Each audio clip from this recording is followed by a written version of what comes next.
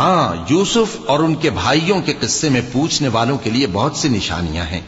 جب انہوں نے آپس میں تذکرہ کیا کہ یوسف اور اس کا بھائی ابا کو ہم سے زیادہ پیارے ہیں، حالانکہ ہم جماعت کی جماعت ہیں، کچھ شک نہیں کہ ابا کھلی غلطی پر ہیں۔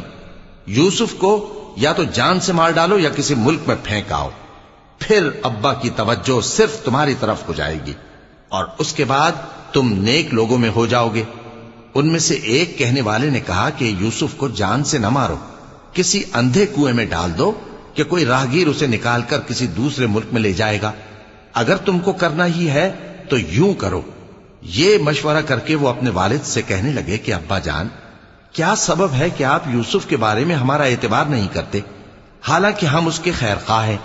کل اسے ہمارے ساتھ بھیج دیجئے کہ خوب میوے کھائے اور کھیلے کودے، ہم اس کے نگہبان ہیں۔ انہوں نے کہا کہ یہ امر مجھے غمناک کیے دیتا ہے کہ